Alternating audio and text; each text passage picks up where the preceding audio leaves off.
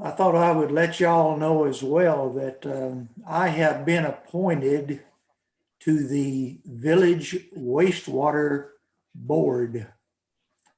So got something else to keep me somewhat busy. Yeah, that's great. I consider that a pretty important group. A very important group.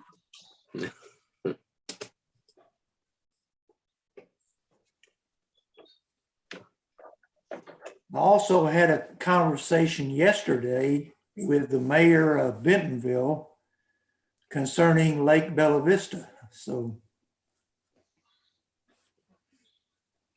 I was trying to find out what's going to happen to Lake Bella Vista. And it appears that it's kind of in hold right now due to lawsuits. Did you say the mayor of Bentonville was trying to find out what was happening with the lake? No, that I was trying to happen. I was trying to find out. Oh.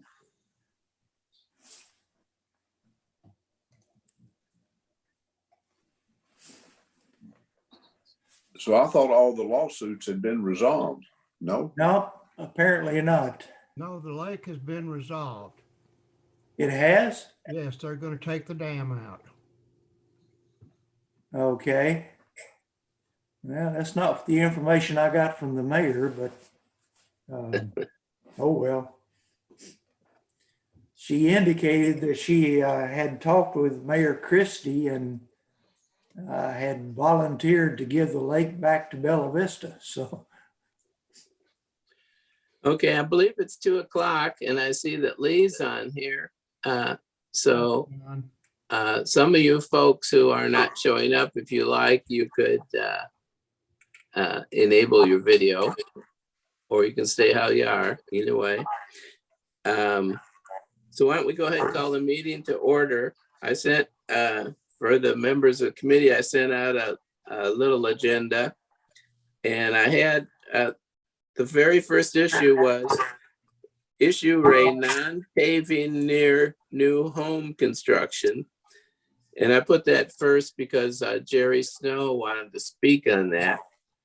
And I wanted him to be able to do that right away. So do you want to go ahead, Jerry? Yes. Well, I had someone sent out about 3 different memos that had with different dates. And I think maybe the last one was October of 21.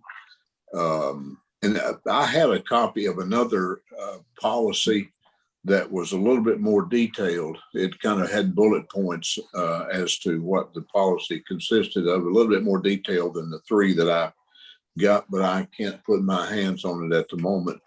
But I think, Mike, in talking with you, you had indicated that the previous policy of 150, excuse me, 150 foot with, from the nearest paved road was, or paved street was at work for you.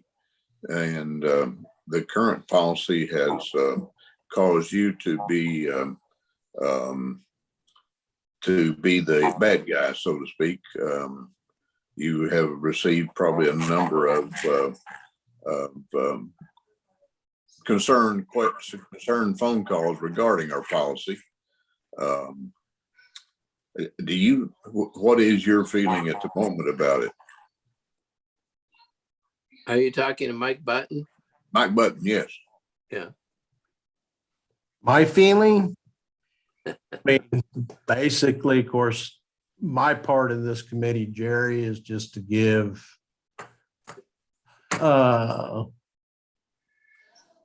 pricing, that's, cost, that type of thing, in my opinion, on, maintenance and that type of thing. So, I mean, I don't really have, I'm kind of neutral one way or the other as far as what direction the city wants to go on making a decision as far as, are we paving streets or are we not? So that's kind of my position. Well, my question is, at what point, I mean, I understand and totally agree with the policy of not paving a street for a spec home.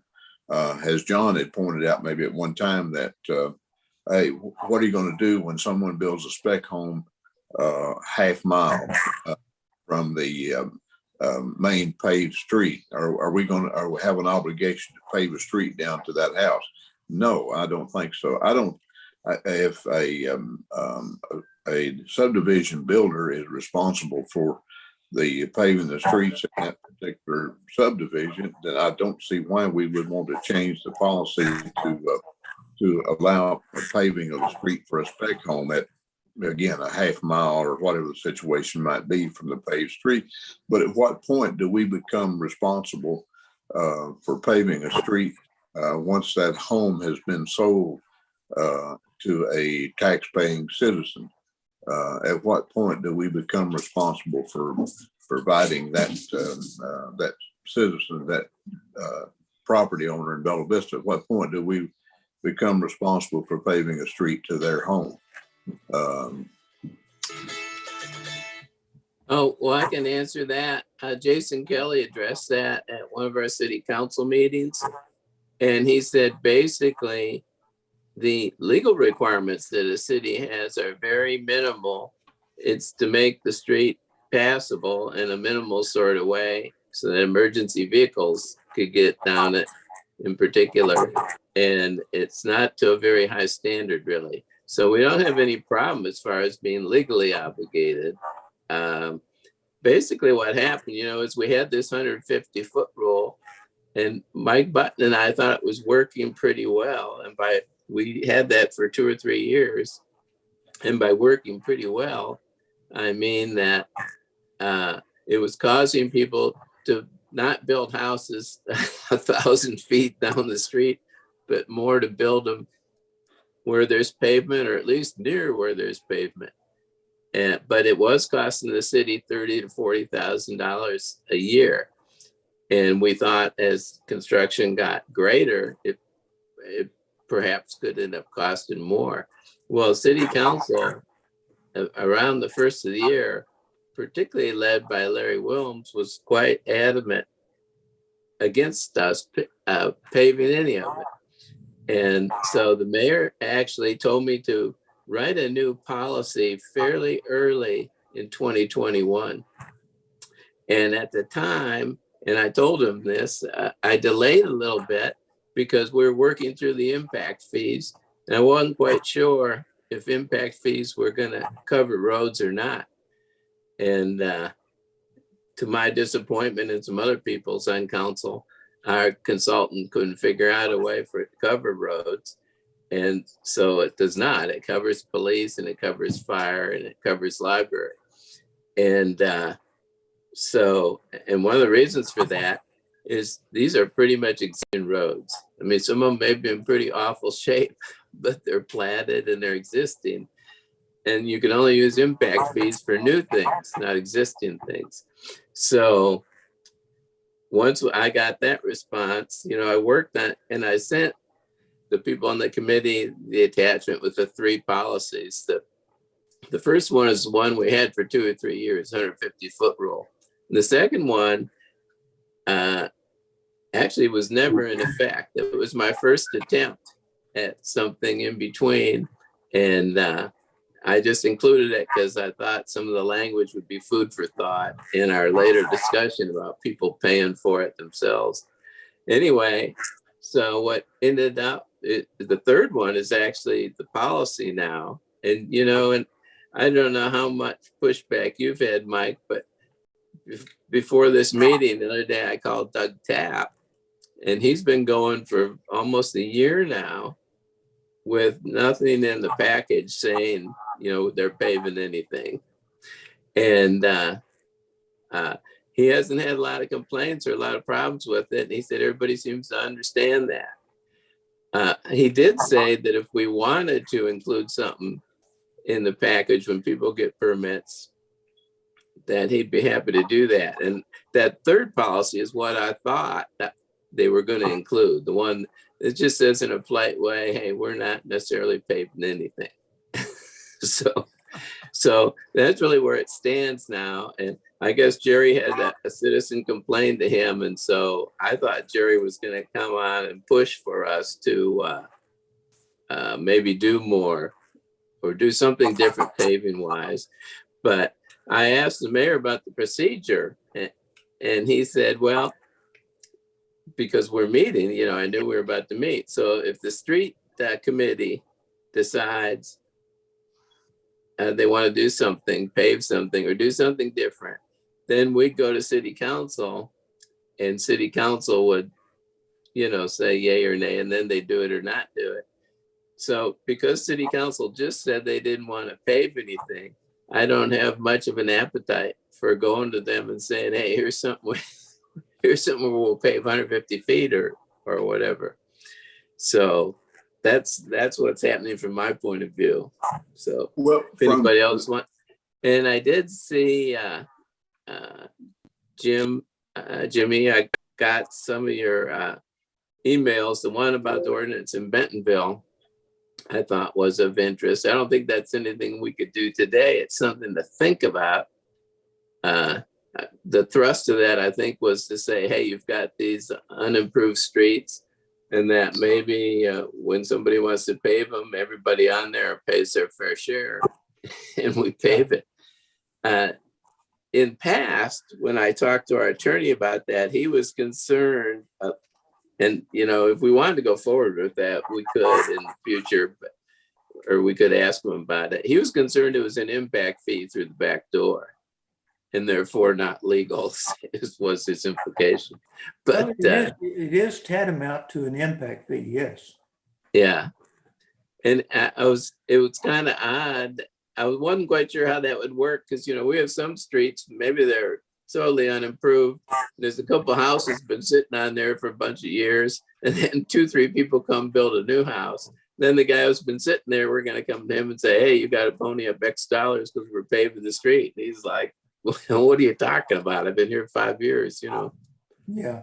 I like having a crummy street. Well, Or I don't like it, but at least I don't have to pay anything. well, I think there's probably some miscommunication, misunderstanding, and Mike was telling me that he didn't think that anything was being provided to the builders in the package of information. Apparently, you just verified that they are not being provided anything that tells them that we're not going to pave the street. That is correct. And I was going to ask the folks about that at this meeting. Mike and I guess we've always thought that, you know, you can have whatever policy you want, but it'd be a good idea to tell people in writing up front when they're getting the permit, so there's no confusion or misunderstanding about it. Well, And I think that's probably what's happening. But I know I looked at some streets that God, now I can't even think of the name of the street. It's something that it was a street that I had never been on, never seen, but apparently they got sewer because I think it's back over in the eastern part someplace. And again, I can't, it's a strange name like Jed or Jeb something. I can't remember the name of the street at the moment. But anyway, there's several houses going up back there, and they're all on cul-de-sacs, the short cul-de-sacs. The cul-de-sac street can't go any further because there's a deep ravine on the other side. But, and again, apparently they're not on septic systems, they're on sewer. But all of these houses, as I said, are on these short streets, and some rather expensive houses apparently going up there. So I don't, I personally, I think the 150-foot rule sounded like a good situation, John. And of course, if the committee felt like that it need to be reinstated, then I certainly will, do whatever I can to come up with some whatever justification that we need to try to reestablish it. But again, my question is to that homeowner. One of the contractors was telling me that, hey, I don't care if the street is paved, right away, as long as I can tell the person buying that house that, hey, at some point, this street's will be paved. The city's going to pave the street. But again, that was back to my question about our obligation to the tax-paying homeowner, which they pointed out we don't really have an obligation to them. So I would disagree with that. I mean,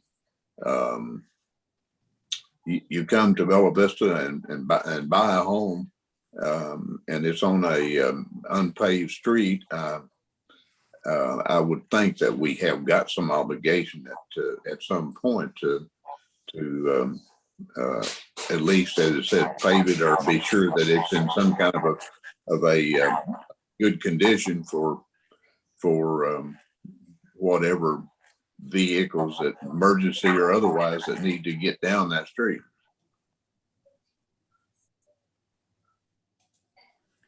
Well, I would say it's really kind of confusing because I sent a copy of this to Mike just a moment ago. It's a paper that was prepared by Cooper, and it involves HUD at the federal level as well. And in that report, Cooper states that a copy of this report is to be given to every property owner or prospective property owner that purchases property in the city of Bella Vista. I know when I bought property, I did not get a copy of that. In that report, it indicates that all of the streets in Bella Vista were paved and were paved to a certain standard. Well, I don't know if Mike can verify that or not, but there are many streets that do not appear to be paved, but apparently, according to this report, they were paved at one time. Yeah, I thought I saw the data, and that I read that really quickly because I got it late for the meeting, but I thought I saw the data in that report of 2009. That's And correct. I was involved in government at that time, but I'm pretty confident if everything was paved to a certain standard, that was quite a low standard. Yeah. Well, basically, they indicated that it was accessible by vehicle, and Yeah. but it also indicated on a list of all the subdivisions that pavement had taken place. That paving had taken place. So Yeah. again, I don't know that we've verified that or if to what extent, to what standard it existed. I do have a copy of a policy, again, from the city of Bentonville, where they talk about access to unimproved streets. It's primarily focused on subdivisions, but I rewrote it, modified it to apply to single lot subdivisions or a single lot. Mhm. They do collect money. Yeah. Oh, so you did adjust that a little bit?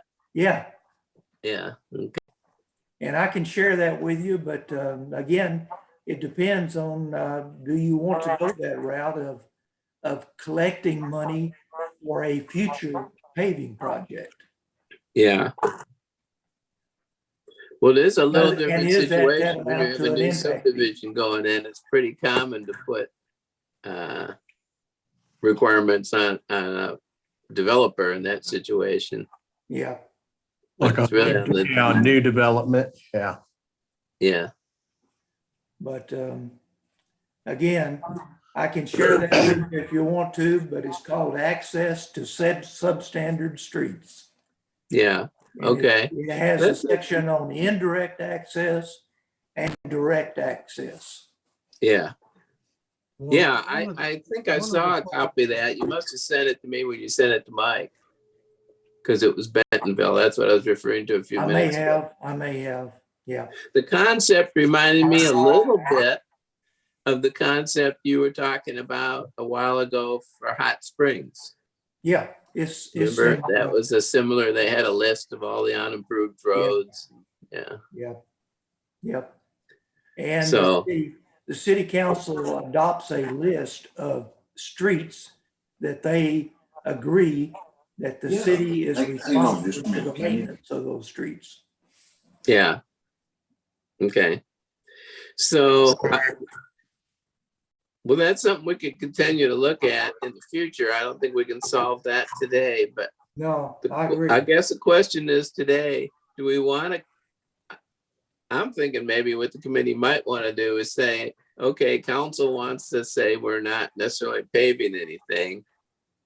That's okay, but let's have a notice go out with the permit. Yes, it should be in the permit package. You know, we've talked about that a year ago. Yeah, I know. I was kind of surprised it wasn't, to be honest. Yes, I am too.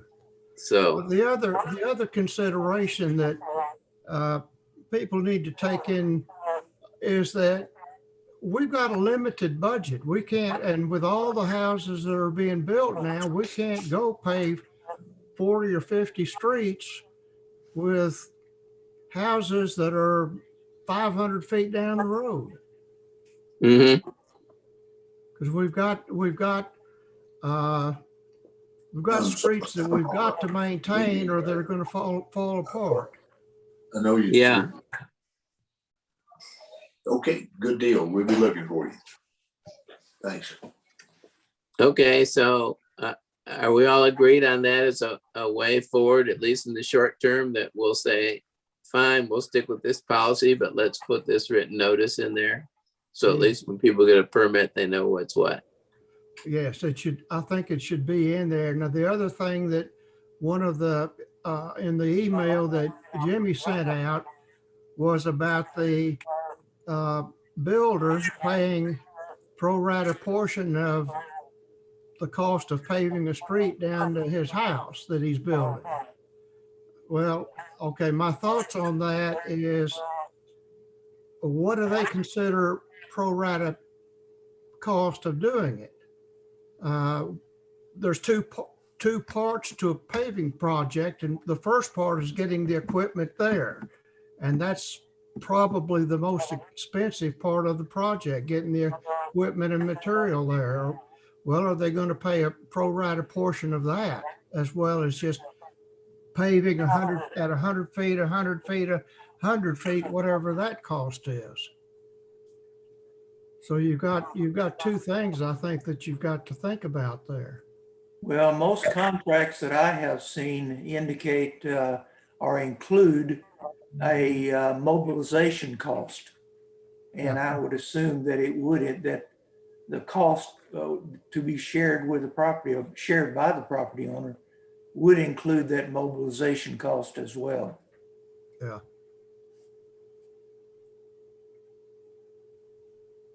Well, yeah, Mike, I assume you could, since you get bids from contractors, on the whole area, you could figure out a reasonable price for, a little piece. But that's the issue I was talking about. We'd have to deal with our attorney a little bit on. He's concerned that that's an impact fee and therefore can't be done that way. So, Well, if that's that's, I'm sorry. If that's an impact fee, John, I mean, I'm not sure how you would do anything that would not be considered an impact fee. I mean, if there's any monetary recovery involved, it seems like that the opinion is that it's an impact fee. a lot of things are, I suppose. Yeah. Anyway, I guess my point is that's not something I think we could pass today. That's something we could explore in the future. And we are faced with a little bit of legal skepticism. And I was trying to mention some of the practical problems with Bella Vista in the situation where you have a couple of old houses on there, and now you got 2 or 3 new ones. And you're waltzing in telling everybody, oh, you gotta all pay, such and such a. And what about the vacant lots on there? Are they paying too, or are they getting a freebie? I mean, there's a lot of ins and outs to that in our situation, because it's not like building a new subdivision where there's nothing there, and now we're putting in all these houses. You know, it's a lot easier to divide that up. I think you're going to make a lot of people mad, is what I'm assuming it's legal. You're going to make a lot of people mad. A question, John. What impact does this HUD report, what does that have on anything? I mean, what was the purpose of the HUD report saying that these streets were paved or had been paved? I mean, does that have any impact on anything? I don't think it does. Jimmy Foster sent it out. It was interesting that he found it, and it's interesting some of the statements in there, like Cooper saying everything was paved to a certain standard. That might have been right originally. I don't know, but it wasn't right in 2009. And also everybody getting a copy. He said he didn't get a copy. Well, I didn't get a copy, but I had already bought for 2009. But I bet most people didn't get a copy. So it was interesting that Jimmy is good at finding recent things and also finding some historical things, because he's trying to understand how we got to where we are. You know, being a newer resident, sometimes and in the past, he's been involved in city government in Plano. So sometimes you have some intellectual curiosity. Well, how did we get to where we are right now? Yeah. Because Bella Vista is a little different. Yep. And in my conversations with Bentonville, they also recognize that, yeah, Bella Vista is somewhat unique. So anyway, I'm sorry. I was just going to ask that policy that Jimmy found regarding, was it access to improved and unimproved streets? I can't think that was the name of the policy, but the name of the policy is access to substandard streets. okay. Could I get a copy of that? I don't know. Yeah. It's, it actually is, it uses language that is more development or developer oriented, but I altered the language a little bit so that it would apply to single lots. In regards to the impact fee, I mean, it seems like we're collecting an impact fee. And it was my understanding that by collecting the impact fee and that impact fee going to other areas, that would free up additional funds for our street paving. Am I incorrect, John? Well, I think to a certain extent, it's robbing Peter to pay Paul. Yeah, to a certain extent, anytime you have a way to raise funds, it affects everything, really. To be honest with you, last year I was surprised when City Council was so hard-nosed about the 150-foot rule, and because it was only costing $30,000 to $40,000 a year and seemed to be working, but like I said, I don't have much of an appetite for going back so soon and suggesting a change, because I don't think it would, a more lenient change. And a second interesting factor is, with these rules in place that supposedly are negative for builders, we had 500 or 600 building permits. So business doesn't appear to be suffering as a result of it. No, you're right. You're very, that's correct. So it just kind of seems like there's a bit of inequity there. We're collecting the impact fee, but as far as providing anything to that future homeowner or to that homeowner when the property is sold, it's like we're not. Again, we've got a bit of inequity there, but that's just my opinion. Anyway, yeah. I'll let the subject go so that you can go on with the rest of the meeting. But personally, I'd like to explore something that might be workable and still yet not be a total budget killer to the city. Yeah.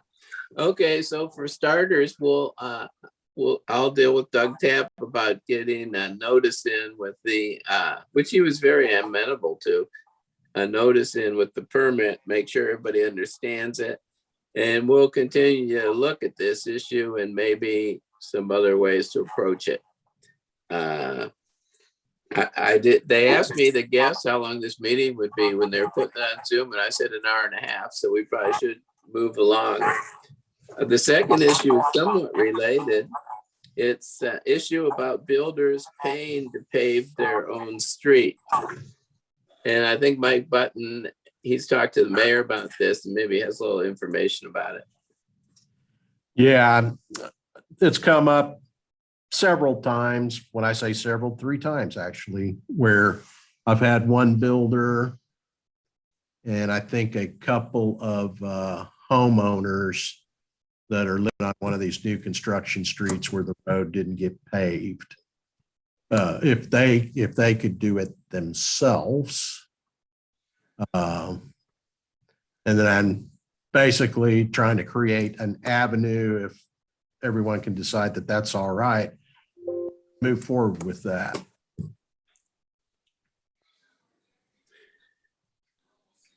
Are you So, talking about one paving thing the I entire wasn't- street? I'm sorry? Are you talking about paving an entire street? The one request I had, the gentleman lives at the end of the cul-de-sac. And so, yes, he would be willing to pave the entire street. Because since he lives at the end, his street's pretty long. I think it's like 700 or 800 foot long. The other couple of instances I had, it was a builder that was maybe on one of these cul-de-sacs, small cul-de-sacs where it only had 2 to 3 houses on it. And, going ahead and paving that whole street. Well, he must have some money then. Could I ask a question here?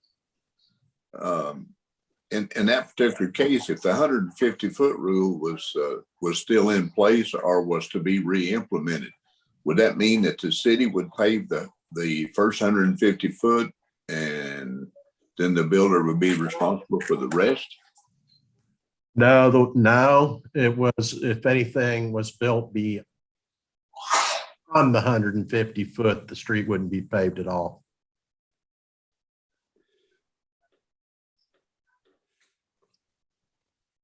Now, the draft agreement that I had in the package that has never been implemented, it was between the two policies. It said that we'd do 150 feet, but that was never really in place. That was trying to find a compromise, and council didn't think that went far enough. So I, made a no paving thing, made a draft that was no paving. But I had a question, Mike, when these people want to pave the street, is the way we'd work that, are we gonna have our guys do it and then charge them? Yeah, that's kind of, I mentioned how to come up with the procedure, the avenue that they go about it.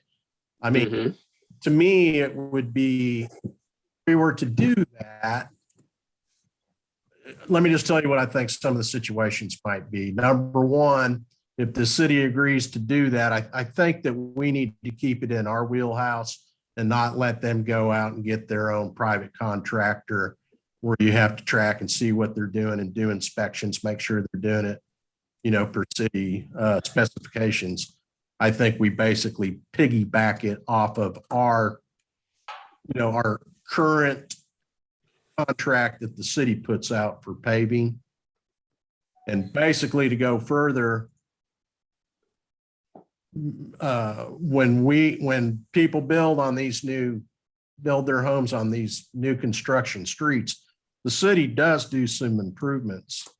We'll go out there, grade the road out, cut the canopy back, put in drainage improvements or replace drainage conduits. And then we normally put a base rock down. So we're already prepping.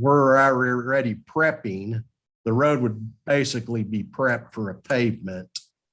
And then, of course, our paving contractor could come in and pave the road.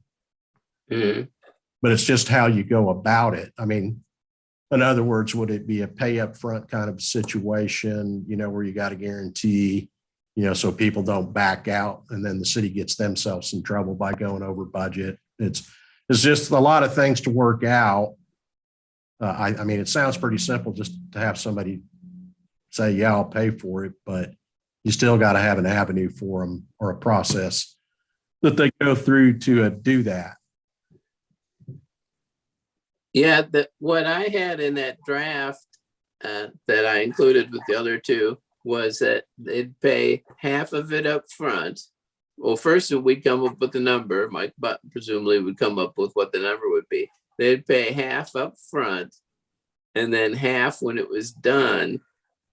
And if they don't pay the second half, they can't get a certificate of occupancy. I still think that might have, what I was worried about mostly is builders who are doing spec houses. And, you know, in the building business, it's kind of like a game of musical chairs where the music stops. I mean, everybody gets fat and happy and thinks things are great. And they start building spec houses right and left. And then things aren't great. You know, it's not so much that they cheat, but that they inadvertently run out of money. Yeah. If we fall off the cliff, they got a bunch of spec houses and nobody to buy them and they can't come up with the money to pay. So you got to figure out some way. You don't want to pay without having money, I guess, what it amounts to. So I'm not even sure the way I wrote that was strict enough, because I could see a scenario where they pay half, then we pave it, and then, okay, they can't come up with the other half. They don't get a certificate of occupancy, but we've got it. What good does that do anybody? We got a house sitting there and nobody in it. And, you know, it's. Open yourself for a lawsuit too, probably. Yeah, you got to figure out a way to get the money, because with all the spec builders, it's dangerous. Getting the money later that's not a good solution. No. But I figured if we agree to do this, which I think is fine if somebody wants to pay for it, I think we'd have Jason Kelly. He already said the concept was okay, but we'd have him draft that up. Yeah, I think that's when I talked to the mayor and Jason, that's kind of, if the street committee had an appetite for this, that yes, Jason would jump in and come up with something to protect us on all the legal ends of it. Yeah. I'm in favor of it. I don't know what you guys think. Well, I'm assuming in this case that all the utilities would already be in place. Yeah, that's correct. So we would need to make sure that that's part of the requirement, is that water or sewer or something else wouldn't follow up later on and tear up the street. So. Right. Yeah, good point. Yeah. I'm going to send you this access to substandard streets. It's got 4 major sections on it.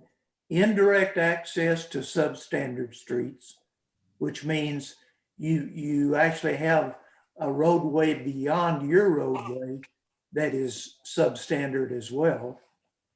Direct access to substandard streets. It also covers off-site drainage. And I know that we as a street committee have discussed some issues where some major drainage issues were part of the development, and those were never solved. And then it concludes with a statement that says the off-site improvements shall be required whenever the development of an existing platted lot or residence causes the need for such improvements. So that may be something to look at. So. Well, we've talked about the drainage problem before, and my thoughts on it were that if there was a situation where there was going to be a drainage problem, that the solution for that be included in the issuance of the building permit, so that we know what has to be done and what the cost of it's going to be.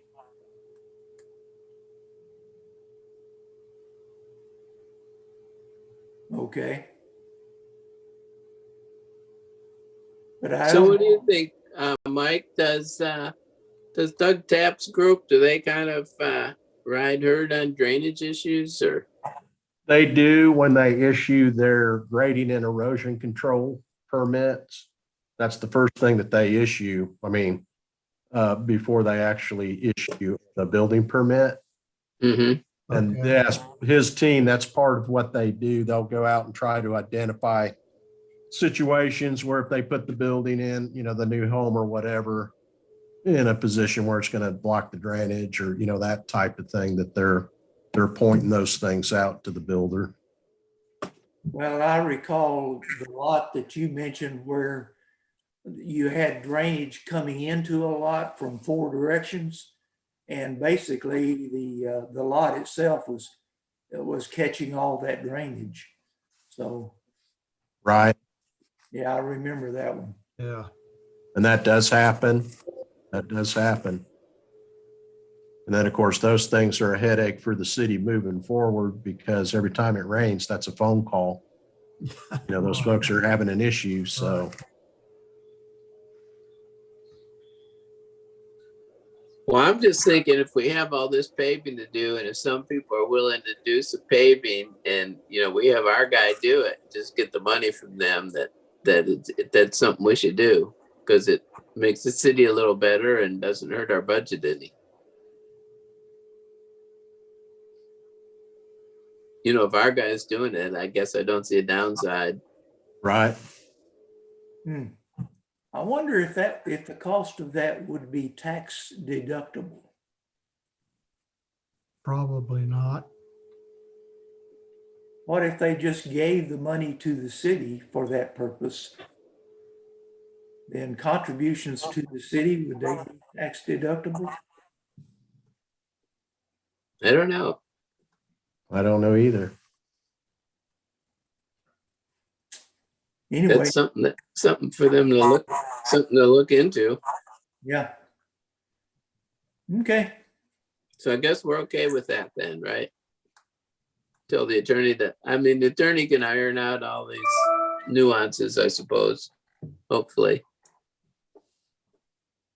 Yeah. If you're looking from a consensus from my point of view, I think yes. So that would be my vote. I would be in favor of if we have somebody that has the money and is willing to spend it for that purpose, why not? I'm pretty sure Okay. it'll be a rarity, but even so, I don't think we should block somebody if that's, Yeah, that they desire to do. yeah. So Mike, can you go back to the mayor with that answer?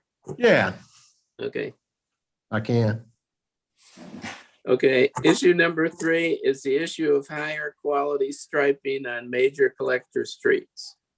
This is something Larry Wilms brought up. He wanted me to present to the committee. And before you go into the details, Mike, I know you have the details on it. I wasn't sure on the state highways, did they do the striping like on 279 and 340, or do we do that? The state does that on the state highways. Okay. So this is just an issue on other streets, I guess, like maybe Highland Boulevard or Glasgow, whatever, it might be a major collector. Right. Yeah. Anyway, Mike, why don't you go over with the committee about the pricing? Yeah, currently we paint our stripes, and I think what Larry's referring to thermo, which I can tell you from experience, it's more visible. There's no doubt about it. Especially at night. The 2 issues with it: cost. Painting a stripe is like, in our current contract, it's like 14 cents a foot. Thermo, on the other hand, is like 85 cents a foot. So, you have to think about cost, but Probably one of the biggest downfalls for me on thermo. Thermo is actually raised up from the pavement. And we do things a little bit different here in Bella Vista than the state does with their roads. We actually put our plows down on the pavement, so our plows are not floating up. And we also run graders for roads out here in Bella Vista. And basically, it'll peel that thermo off, and then you've lost your investment. So that's kind of why I've adopted just using the paint for those two reasons. Yeah, those sound like pretty good reasons to me. So I Yeah. think we should stick with what we're doing, but you guys can weigh in. I mean, the good news is we're able to kind of like, we kind of put our street striping like on a 3-year cycle. So, we usually keep up pretty well with the striping, where it's a fresh stripe. We did have a little bit of issues with the paint shortage in the year 2021, and that kind of put us behind a little bit. Actually, hardly anybody was able to get their street striping projects done. The state was able, this is usually the first in line with street striping. And, but I'm going to make up for that, because I have a pretty good budget for 2022 to kind of get back on track with the street striping. Okay, what's the life of the thermo? If you don't risk, removing it with your snow plows or whatever, what would be the life? Probably 5 to 6 years. Okay, so you're doing every 3 years right now with paint. Right. Okay. Well, I have experience with thermo and it's very good, but I'm also from a city that has reinforced concrete streets. We used buttons a lot for lane identification. And we didn't have to worry about snow. So different ball game here. Yeah. So I'll say one thing, I have gotten probably as many positive comments when Mike does some restriping as any other thing, because you can see it better at night. And I think a lot of the older people really notice that. Yeah, you definitely need it here in Bella Vista, Right. Street lighting. We don't have lights on every street corner, obviously. So, Yep. That's another issue I hope we can address in the future. Yeah, I was going to say, you're going to get Jimmy started on a new topic there. just depends on what end of the spectrum you're on, Jim. Some people don't like that light pollution, I understand. Yeah, that's One of amazing. them. That's a big thing. but I don't live in Bella Vista. So, Yeah. Okay. The fourth issue is what streets to pave in 2022. Mike, you got a list? I do not have a list. Of course, we are early, almost mid-January, I guess. But of course, that, as everybody on the street committee knows, we're assessing the streets 365 days a year. We really concentrate on it towards the end of January and February to try and generate that list. I usually like to get it to city council for approval. April, sometimes I'm able to get it to the March meeting. So that list will probably be, I'll probably have a list complete probably within a couple of more weeks. We're probably a third of the way through the city right now. And like I said, we constantly reevaluate because things change. The winters, for instance, like if you get a really bad winter, for instance, like the heavy freeze and thaw that we had last February, as you all know or remember, Highway 279 looked like it was hit by, World War III planes bombing it. And that was because of the freeze and thaw. So basically what I'm saying is a list is always subject to change. Sure. I will say this, we need to concentrate, always put an effort into our major arterial streets. Collectors kind of like Highlands Boulevard, the Glasgows, the Trafalgars. Some people refer to them as the yellow brick roads. Basically what I've done is try to split those up where you're not doing the entirety of that street section, within one budget season, because it really does impact the budget. And only do it if it's necessary, of course, but there's some pretty good roads, pretty good streets on target. The rest of Highlands Boulevard, for instance, if you'll remember 2 years ago, we'd done about half of Highlands. And the other half is out there where we're receiving a lot of traffic, because of the opening of the bypass. Lots of folks are, that portion of Highlands is really getting a big traffic count. Plus it also endured some of that freezing on that we had last February. And along with that project, I'm wanting to do some improvements to the Rocky Dale Hollow intersection there at Highlands to help accommodate a better traffic flow for all that traffic flowing through there. So that's really high on the radar as a big ticket item. And there's some others, but I just kind of wanted to point that one out in particular. Okay. Okay. So do you have a feeling how many miles of slurry and overlay?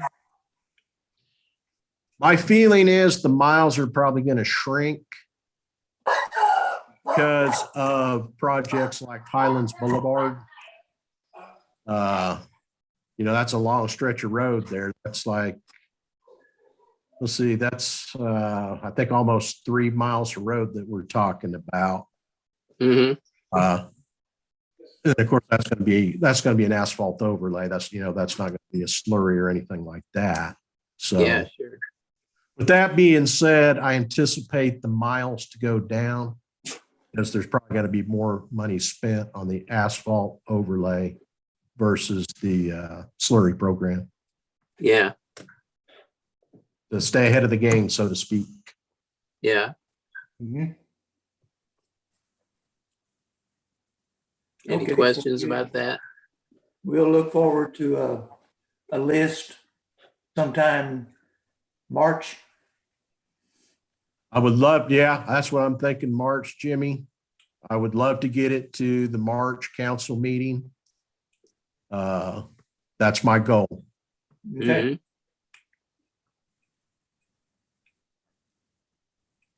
Next one kind of related to number 4. It was employment issues at the street department. I thought Mike might want to talk about those a little bit. Slowed him up a little bit, he says. Yeah, that's when I told you guys March.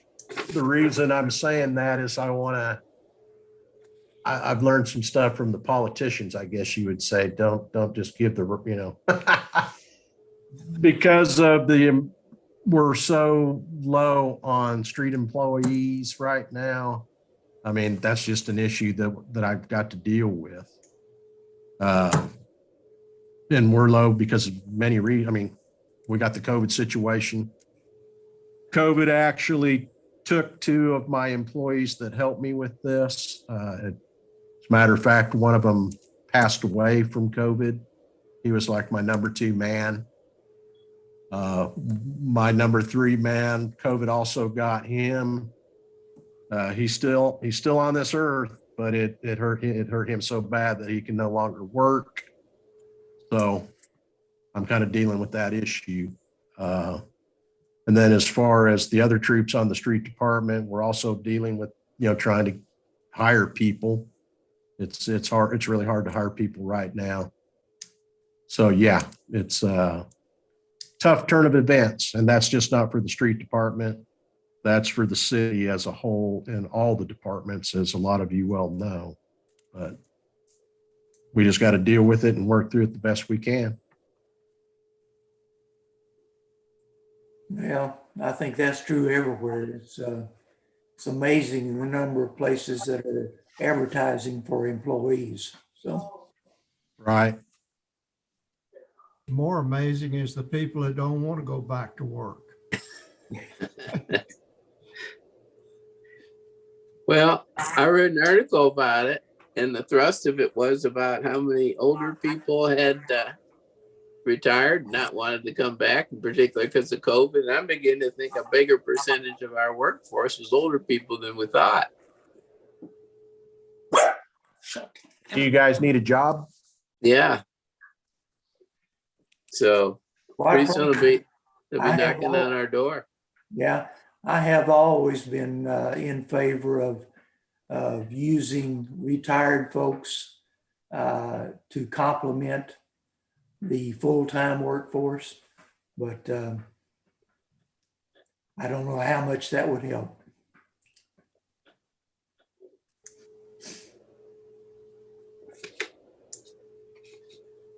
We like to tell them how we know everything, and that annoys the younger employees.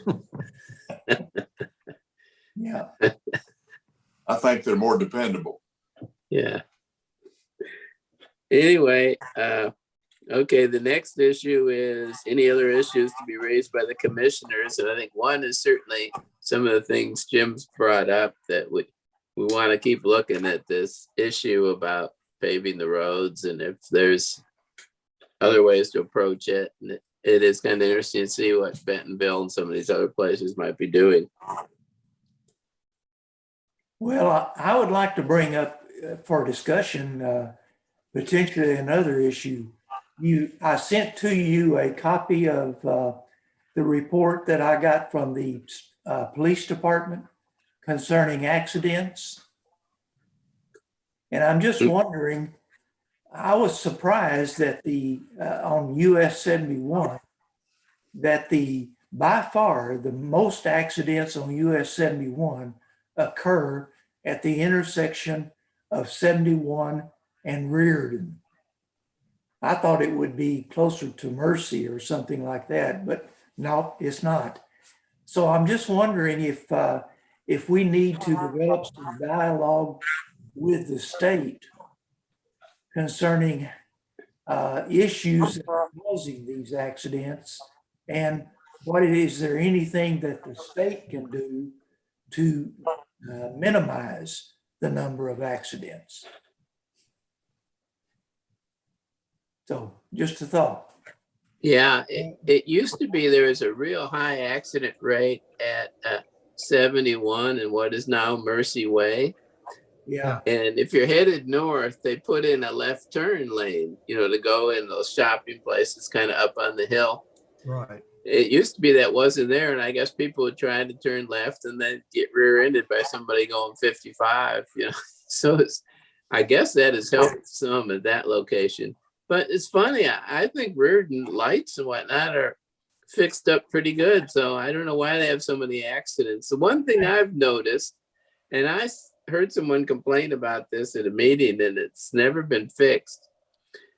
They kind of have an island there. If you're going north on 71 and you want to hang a left on the Reardon, and there's kind of an island there, and it even has stuff sticking up that used to be there that you wouldn't want to drive over with your tire. Anyway, makes it a little confusing to, you got to make that left turn and hit the lane. And, Well, Reardon in 2021 had 30 accidents on US 71. At Mercy and at the little left turn area to go into, say, Sonic there, that location only had 17. Really? Yeah. And so I'm just kind of curious if there's something the state can do or something the city and the state can do to minimize the number of accidents. Yeah. Reardon kind of surprises me too, because yeah. Anyway, Reardon surprises me that there's more accidents there because. Well, I almost got in an accident there about a month ago. I was going south on 71 and was going to turn in and go to Dairy Queen. And as I was making that turn, there wasn't anybody behind me. And so the person that was going north wanted to make that turn too, because this says left turn on with no traffic coming at you. And so we both kind of met up in that intersection at the same time. And so that's part of what makes it so dangerous. Yeah. Yeah.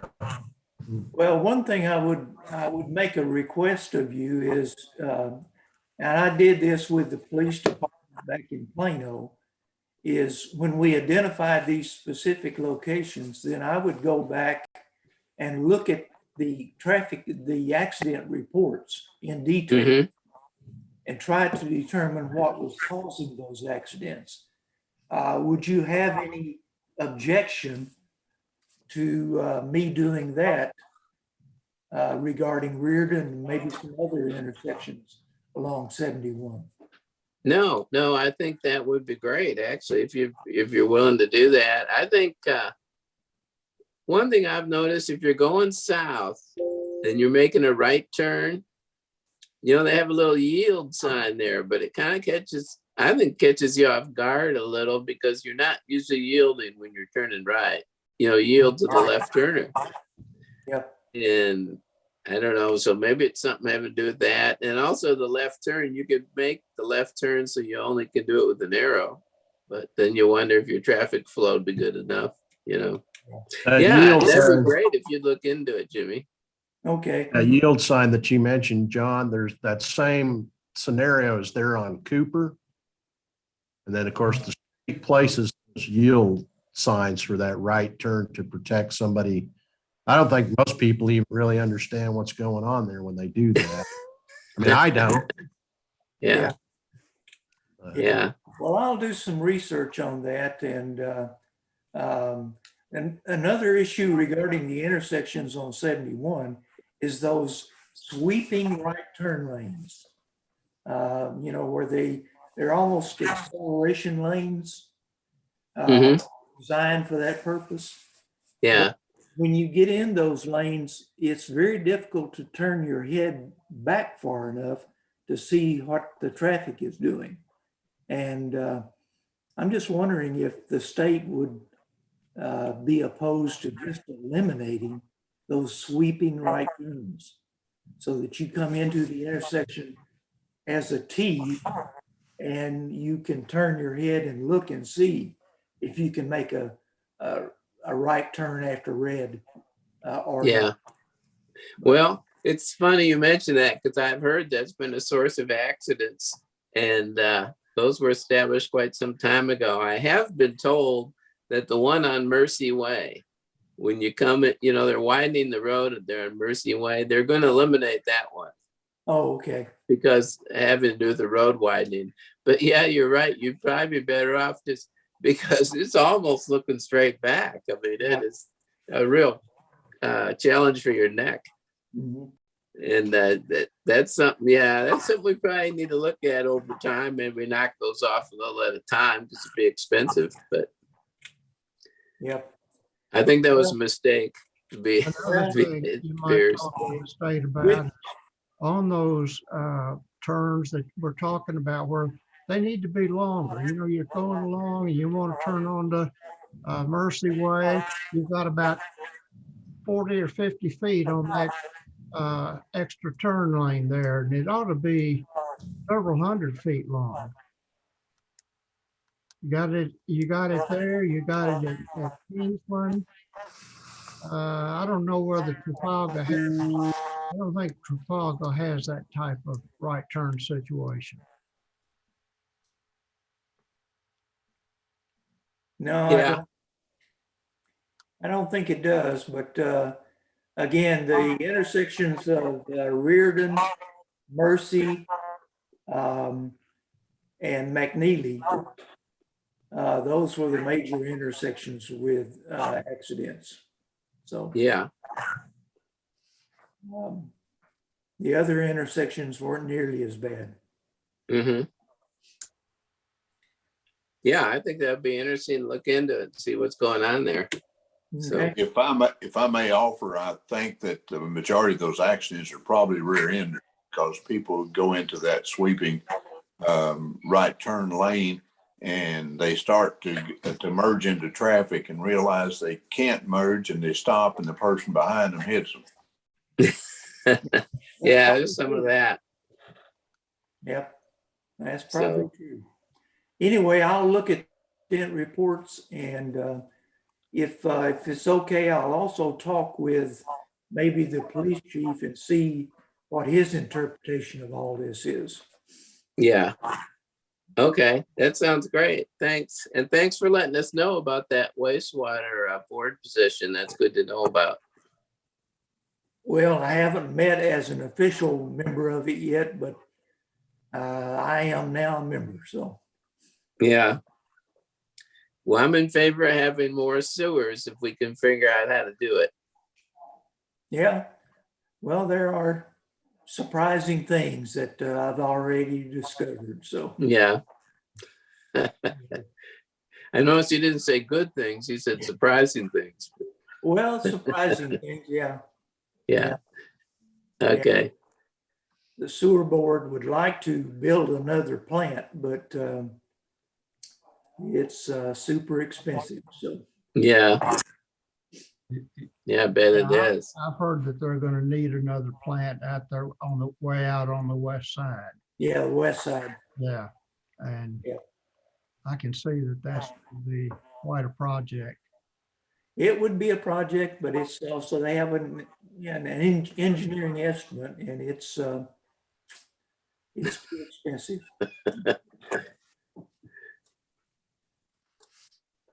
Well, if you can solve that problem, it would be okay if you spend a little less time on streets, if you can figure that one out. So, Oh, that's all right. I'm retired. I've got the time, so. great. Okay, well, is that everything then? I think maybe Mike Button could get in touch with me about having a meeting and go over streets in the next couple months sometime. Does that sound good?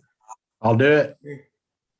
Okay, Mike, if you would send me an email containing the email addresses of everyone who participated in this meeting. I don't think I have one for, well, it says Steve Bork or Lee Clark or Okay. Jerry Snow. But send me an email with those addresses and I'll share everything that, or some of the things that I have with everybody who participated in this. Yeah, I can do that. Okay, thank you. okay, well, thanks a lot, everyone. And so we'll be in touch about when the next meeting will be. Okay, very good. Appreciate your putting up with the Zoom. Thought Okay, it went pretty well. I'm gonna turn All my right. mic then. Okay, All right. Okay, see y'all. Thank See you. thank ya. you. Bye.